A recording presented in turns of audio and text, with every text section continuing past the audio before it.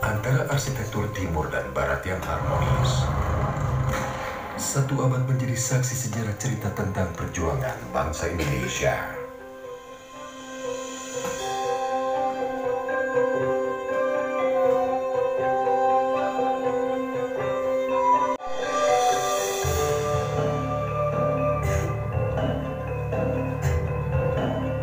Bangunan itu akrab disebut Gedung Sate. Pembangunannya merupakan bukti konkret tentang wacana pemindahan ibu kota Hindia Belanda dari Batavia ke Bandung. Pemindahan tersebut melahirkan konsep berdirinya Balai Agung yang terdiri dari serangkaian gedung megah instansi pemerintahan Hindia Belanda. Kompleks ini bernama Gouvernementsbedrijven. Gedung Sate adalah gedung pertama yang dibangun dalam kompleks tersebut. Tahun 1924, Gedung Sate rampung dikerjakan.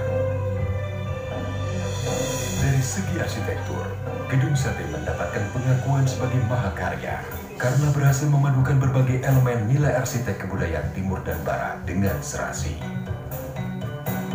Sejak diresmikan pada tahun 1930, Gedung Sate difungsikan sebagai kantor pusat Departemen van Verkeer en Waterstaat dan Centrale Bibliotheek.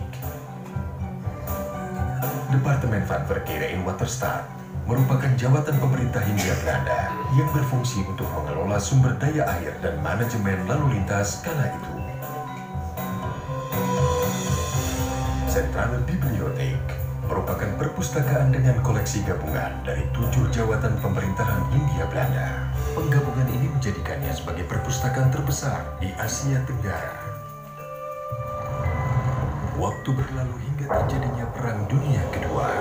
Jerman di bawah kepemimpinan Hitler menguasai Polandia pada 1 September 1939. Peristiwa ini menimbulkan efek domino ke seluruh dunia, termasuk kota Bandung.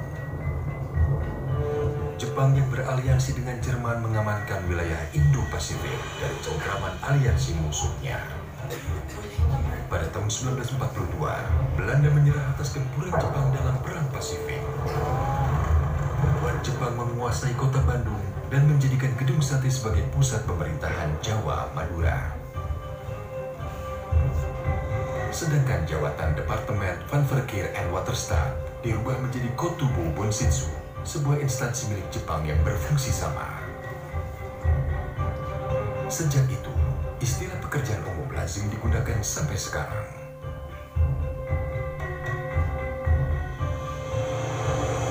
Pada tanggal 6 sampai 9 Agustus 1945, Amerika Serikat menjatuhkan bom atom di Hiroshima dan Nagasaki, Jepang.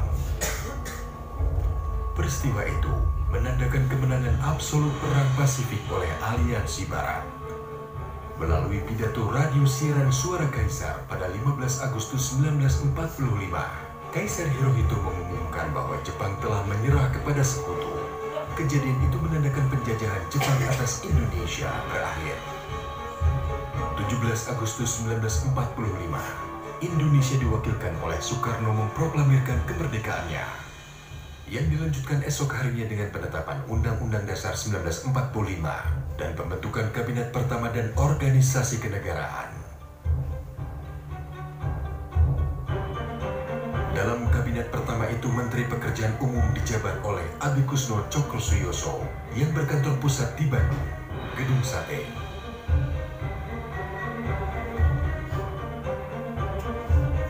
Walaupun sudah memproklamasikan kemerdekaannya, Indonesia tidak serta-merta menikmatinya secara utuh. Pada tanggal 4 Oktober 1945, tentara sekutu yang diikuti oleh Nika dan Gurkha memasuki kota Bandung untuk merusak kedaulatan NKRI. Pada tanggal 3 Desember, pasukan sekutu menyerang Gedung Sate. 21 orang pemuda dari Angkatan Muda DKI berjuang habis-habisan mempertahankan Gedung Sate. Sebagian besar terluka berat dan 7 orang dinyatakan hilang.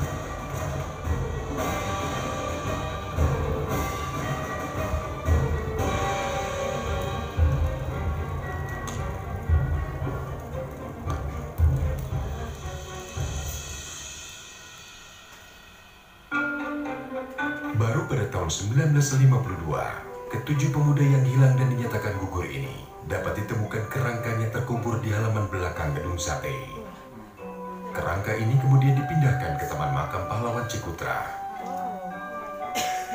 Ketika Insinyur Hadi Juanda menjabat sebagai Menteri Pekerjaan Umum, tanggal 3 Desember ditetapkan untuk diperingati sebagai Hari Kebaktian Pekerjaan Umum.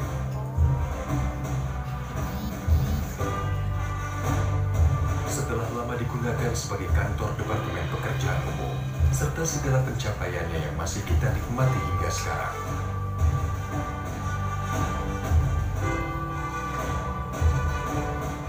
Tahun 1980, Gubernur Jawa Barat Aan Kunaifi memindahkan kantor Pemprov Jabar dari Gedung Kertamukti di Jalan Braga ke Gedung Sate.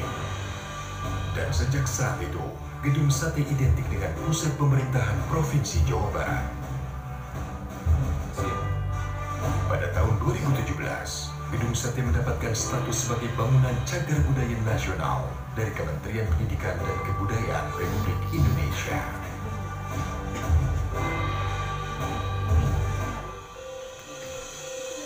Gedung Sate, mahakarya klasik tak lekang oleh waktu.